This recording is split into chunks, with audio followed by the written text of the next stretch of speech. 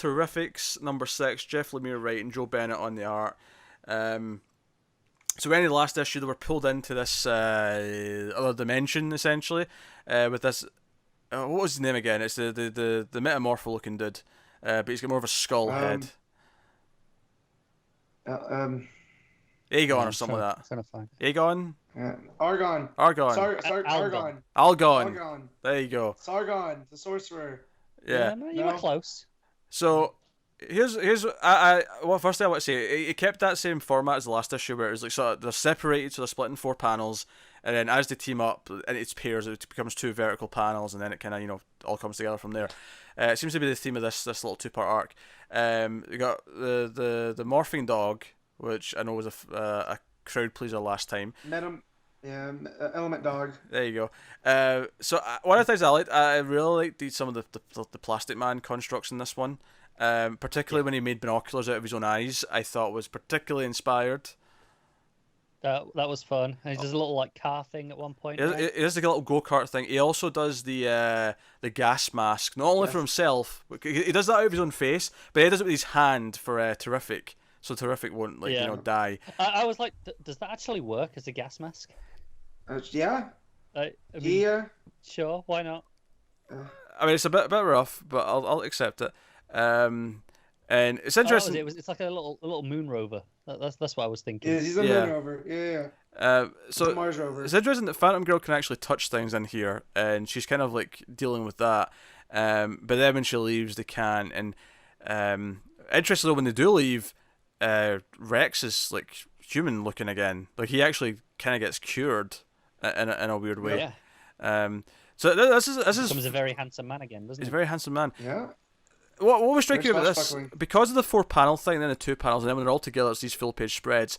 There was a lot of really big like spreads in this, a lot of big art where they were really like having all the characters, doing something at the same time, and it actually almost became jarring for the last few pages where we just returned to normal sequential storytelling. It did, because it sort of set up its stale so much, and they get the what is it, the Sunstone, which Ball of Ra.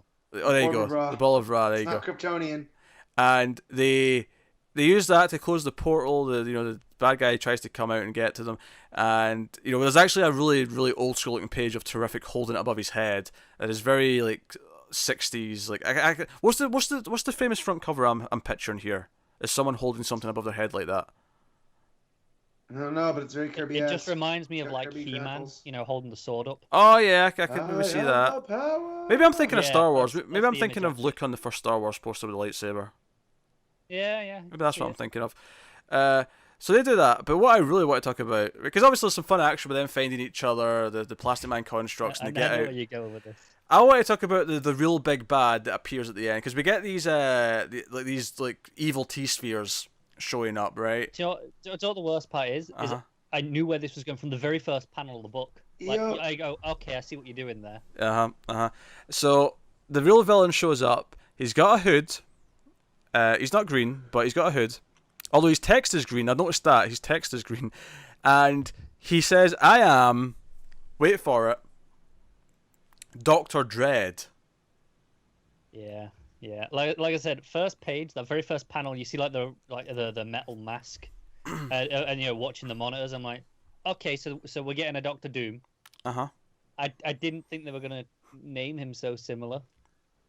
Because I think we joked that he'd be like Doctor, or it'd be a different word. It wouldn't be Doctor. It'd be like Professor,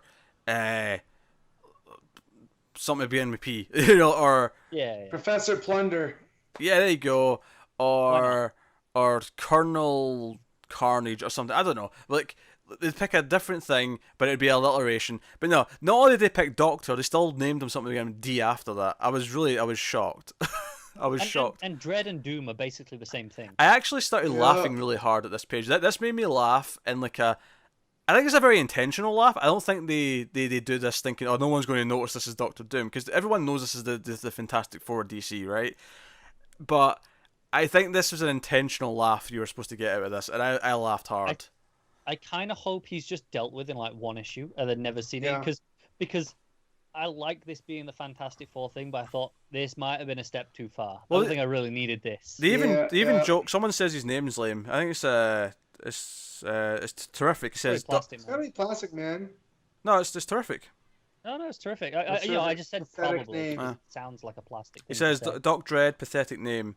And the final page is that we're actually in an alternate universe, which is maybe why Rex is back to normal here.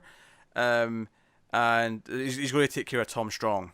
And that's, we're tying in the Tom Strong stuff. We're coming back round to that and what's going on with that stuff. Yes. We're in Millennium City. There you go, Millennium according to City. the little caption box that says next. Which is obviously not in the main DCU, where we're jumping over somewhere, right? So that's fun. So no, I have a lot of fun with this book. It's kind of light on plot per issue, but I'm always having a blast with whatever weird situation they're in and just kind of going with the flow. Yeah, these last couple of issues have felt particularly light, given that they've been playing up that format with them separated with the 4 panels.